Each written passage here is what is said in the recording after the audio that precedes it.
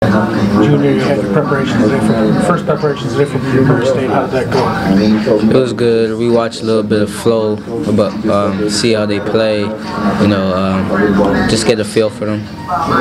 You know, so much of this team is based on how you play and how you perform at the point guard. There's such strong guard play from Murray State.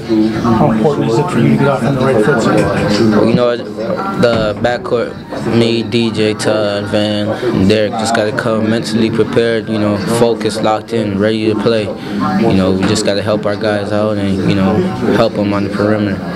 You know, Buzz made a little bit about how you guys are playing a road game. You know, obviously there's going to be 80% Kentucky fans in the building on Saturday. All of them will be pulling from Murray State. Does that give you guys a little more juice to it for you?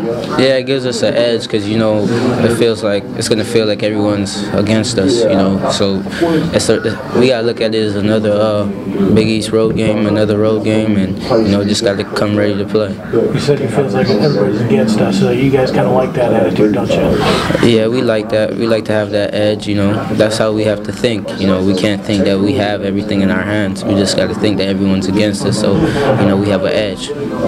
Davante, first question all Marquette fans want to know is how's your knee feeling? Looked like you took a hard fall the other night. Obviously got up and still played, but it looked like you didn't want to talk to Ernest after you came out of the game. How's your knee feeling? My knee feels good right now.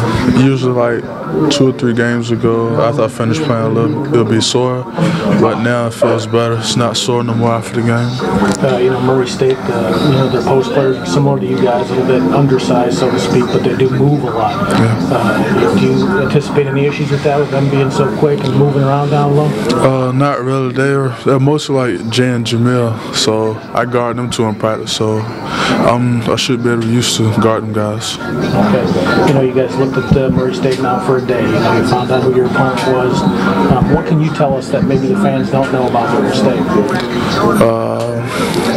They probably gonna play in the Big East with us, so that's the only thing that I've seen from.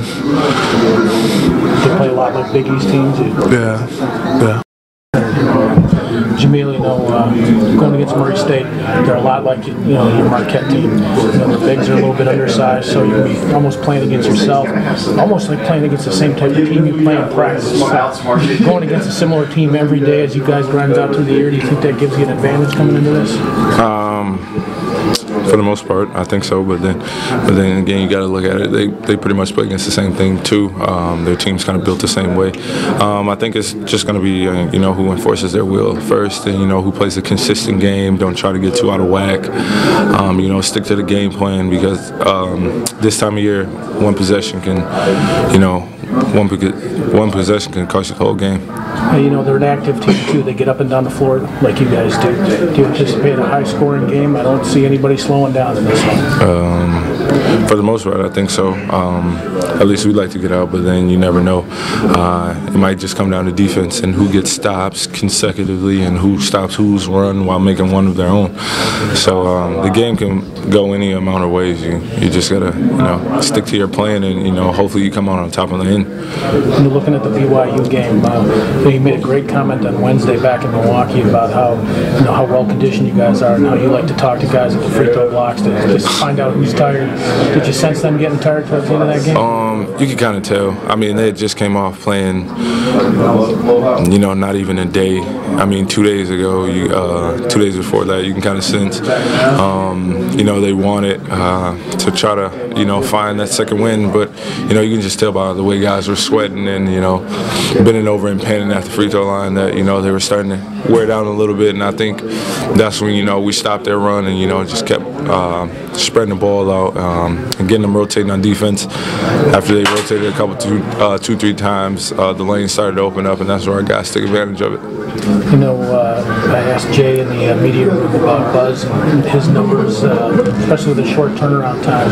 Is it difficult in short turnaround time to get as much as Buzz throws at you to get it to really sink in? Yeah, I guess it kind of is, but now we limit it down because most of the year we do shell drill and we work on most of the defensive ball screens and all the different ways you can set a ball screen, flat screens, you know, fade screens, things like that. So most of the offensive sets are the same. There's going to be a screen somewhere.